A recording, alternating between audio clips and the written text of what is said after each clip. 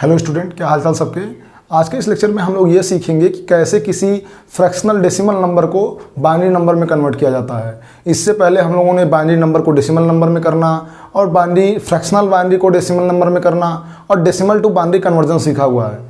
आज हम ये सीखेंगे कि किसी भी फ्रैक्शनल बाइनरी नंबर को कैसे डेसिमल नंबर में कन्वर्ट किया जाता है। मैं आपको आगे लेक्चर में बताऊं, इससे पहले आप लोगों से रिक्वेस्ट है कि अगर आपने अभी तक चैनल को सब्सक्राइब नहीं किया है तो प्लीज़ चैनल को सब्सक्राइब कर दीजिएगा, और इनकेस आपने पहले से चैनल को सब्सक्राइब किया है तो आपका बहुत बहुत धन्यवाद। बिना देरी के हम लोग सीखते हैं कि कैसे फ्रैक्शनल डेसिमल नंबर को बाइनरी नंबर में कन्वर्ट करेंगे। तो मैं एक एग्जाम्पल के थ्रू आपको समझाता हूँ और आप लोग एग्जाम्पल के माध्यम से देखिएगा कि हम लोग कैसे करेंगे।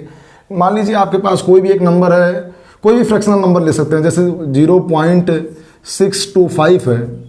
अगर ये एग्जाम्पल आपका और ये डेसिमल में है तो ये एक फ्रैक्शनल डेसिमल नंबर हो गया। अब इसको हमको करना है किसमें, बाइनरी में, कि इसका बाइनरी इक्विवेलेंट क्या होगा। प्रोसीजर बहुत ज़्यादा आसान है, आप लोग देखिएगा, कुछ करना नहीं है, बहुत ही ज़्यादा आसान है। आप लोग बड़े ध्यान से देखिएगा, कोई बहुत बड़ी चीज़ नहीं है ये। तो 0.625 आपके पास है, इसमें आप लोग मल्टीप्लाई करिएगा 2 से, उसके बाद जो वैल्यू आएगी उसको इक्वल टू करके लिखिएगा। तो आप 0.625 में मल्टीप्लाई करेंगे 2 से, तो आपके पास जो वैल्यू आएगी वो होगी 2 से मल्टीप्लाई करने के बाद 1.250। तो इसको आप लिख लीजिएगा 1.250। अब यहाँ एक ध्यान देने की बात है, जो पॉइंट के पहले का डिजिट है उसको हमको यहाँ पर लिखना है। यहाँ पर आपको लिख लेना है 1 लिख लेना है।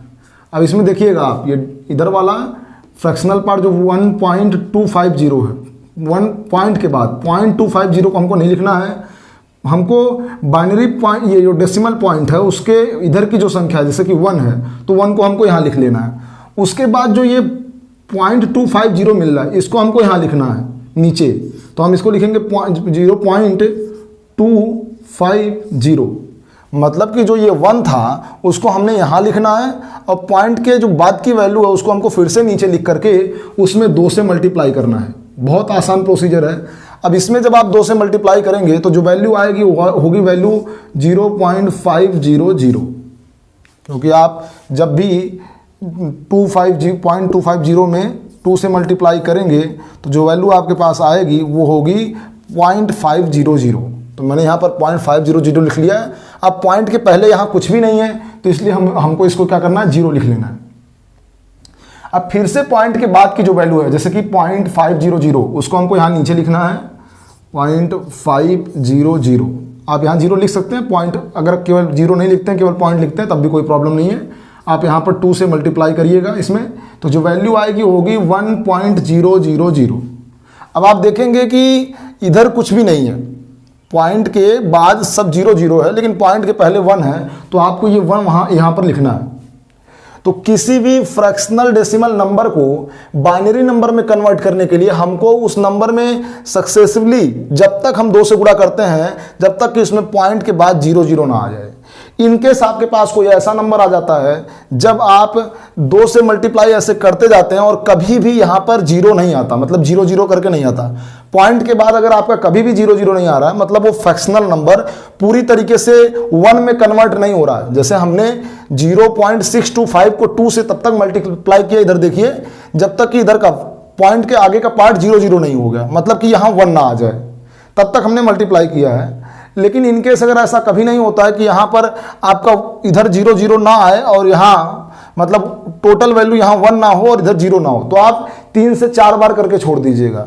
तो अब इसको बाद हमको लोग क्या करेंगे, इसके बाद हमको यहाँ कुछ भी मल्टीप्लाई नहीं करना है, क्योंकि अब पॉइंट के बाद का कोई पार्ट नहीं बचा है।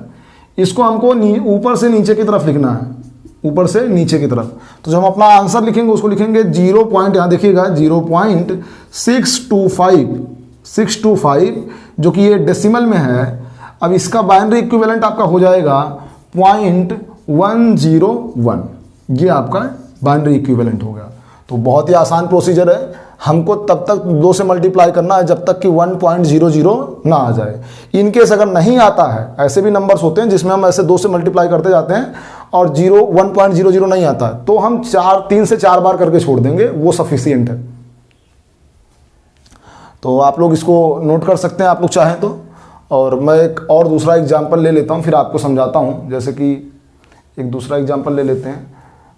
0.3 करके है।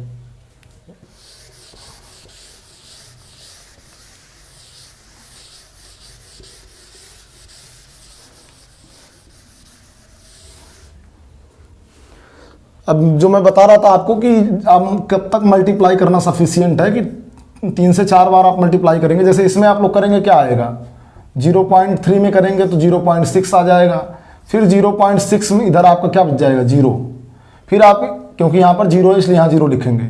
उसके बाद फिर इसमें जब आप 2 से मल्टीप्लाई करोगे तो आपका आएगा 1.2 आएगा। अब यहाँ पर 1 है तो आप यहाँ 1 लिख लेंगे, ठीक। उसके बाद यहाँ पर 0.2 है तो आप 0.2 लिख लेंगे, इसको लिखेंगे 2 से मल्टीप्लाई करेंगे आप लोग, आएगा आपका 0.4, फिर यहाँ भी 0 है तो यहाँ 0 लिख लेंगे आप। फिर 0.4 में अगर आप 2 से मल्टीप्लाई करेंगे तो आपके पास जो वैल्यू आएगी वो 0.8 आएगी, तो यहाँ 0 इसलिए आप 0 लिख लेंगे। उसके बाद जब आप 0.8 में करते हैं मल्टीप्लाई 2 से तो आपके पास जो वैल्यू आएगी वो क्या हो जाएगी 1.6।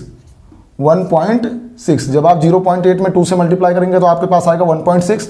अब यहाँ पर 1 आ गया है तो यहाँ पर आप 1 ऐसे लिख लेंगे।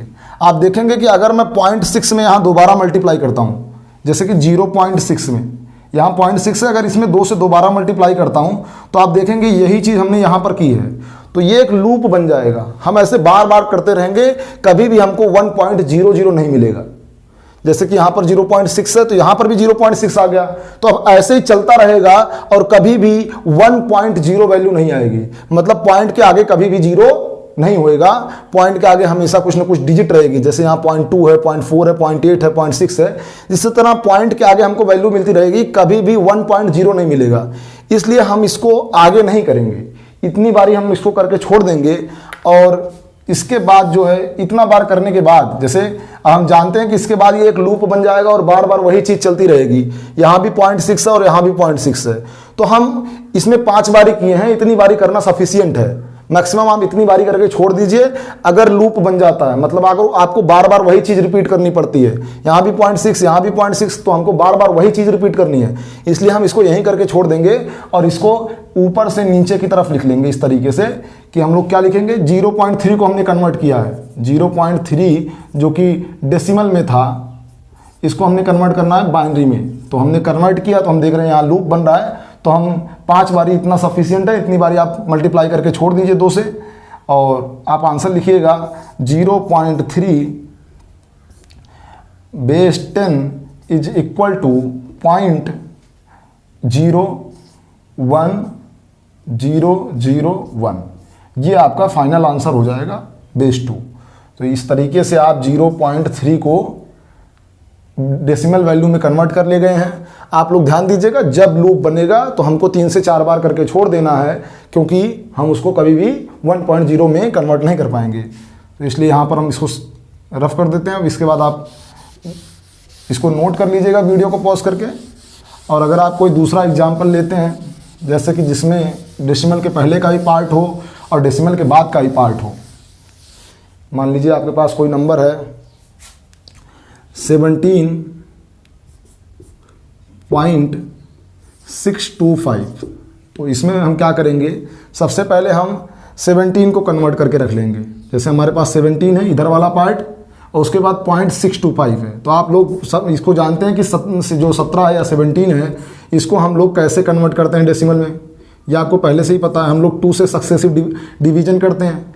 आप जो है 8 टाइम ले जाएंगे और ये आपका बचेगा 1, फिर आप 2 से इसमें डिवीजन देंगे, 4 टाइम जाएगा बचेगा 0, फिर 2 से डिवीजन देंगे 2 टाइम जाएगा बचेगा 0, फिर आप 2 से डिवीजन करेंगे, आप में यहाँ जाना है 1 बारी और आपको बचेगा 0, फिर आप 2 से डिवीजन करेंगे 0 बारी जाएगा और आपका बच जाएगा 1। तो इसमें जो हम लोग 17 को कन्वर्ट करते हैं तो इसमें हम लोग नीचे से ऊपर की तरफ लिखते हैं, क्योंकि ये पूर्णांक वाला हिस्सा, इसमें जो है फ्रैक्शनल नहीं है 17 में, तो 17 पूर्ण नंबर है, इसलिए इसमें हम क्या करेंगे नीचे से ऊपर की तरफ। और आप जो 17 की बाइनरी पाएंगे, 17 की इक्विवेलेंट 17 की, वो आपका आ जाएगा 1 0 0, ऊपर से नीचे की तरफ लिखना है 0 1। आप देखेंगे 1 2 3 4 5, 2 की पावर 5 है तो यहाँ 2 की पावर 4 आएगा, जो कि 16 और 1 17। तो ये आपका सही है। इसके बाद हमको 0.65 का 0.625 का करना है। इसमें हम लोगों ने 2 से मल्टीप्लाई करना है। आपका आ जाएगा 1.6,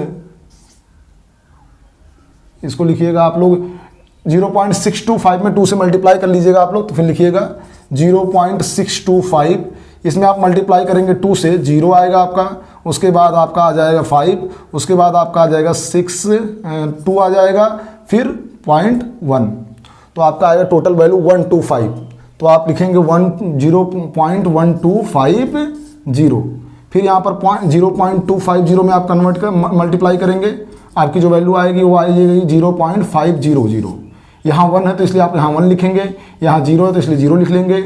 उसके बाद आप करेंगे 0.500 में 2 से मल्टीप्लाई, और आपकी वैल्यू जो आएगी वो आ जाएगी 1.000। तो यहाँ पर 1 है इसलिए आप 1 लिख लेंगे। तो आपकी जो टोटल वैल्यू हो जाएगी 0.625 बेस 10, सॉरी डेसिमल है, बेस 10 इज इक्वल टू 0.101 और बेस 2। अब आप जब इकट्ठा लिखेंगे एक साथ, जैसे कि आपको लिखना पड़ेगा जब 17.625 है ना, और जब इसको आप लिखेंगे बेस 10, इसका जो बाइनरी इक्विवेलेंट निकालेंगे, तो आप जो 17 की बाइनरी सबसे पहले आपने निकाली ली है, तो आप सबसे पहले 17 की बाइनरी लिखेंगे 10001, ये 17 की हो गई। अब जो 0.625 है उसको आपने यहाँ पर कन्वर्ट करके रखा हुआ है, तो इसको लिख लीजिएगा 0.101, इसी में ऐड कर देंगे हम लोग, तो ये आपका बाइनरी इक्विवेलेंट आ जाएगा इसका, ये आपका फाइनल आंसर। तो अगर कोई केवल डेसिमल वाला पॉइंट है, इधर पॉइंट के आगे का पार्ट है, तब भी हम लोग कन्वर्ट कर लेंगे इस तरीके से।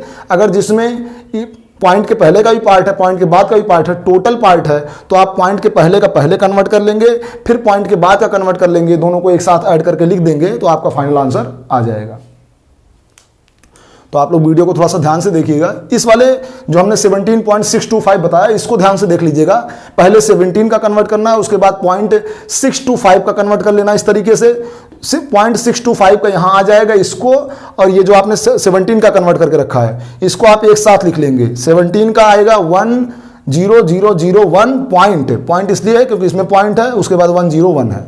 तो इस तरीके से आप कन्वर्ट करेंगे। इसमें आप जो करते हैं तो नीचे ऊपर से नीचे की तरफ लिखते हैं जब आप पॉइंट वाला कन्वर्ट करते हैं। जब आप पूरा नंबर कन्वर्ट करते हैं तो इसको आप नीचे से ऊपर की तरफ और इसको ऊपर से नीचे की तरफ। ध्यान दीजिएगा इन चीज़ों का, आपको बड़ी आसानी से चीज़ें आ जाएंगी। वीडियो देखने के लिए आपका बहुत बहुत धन्यवाद।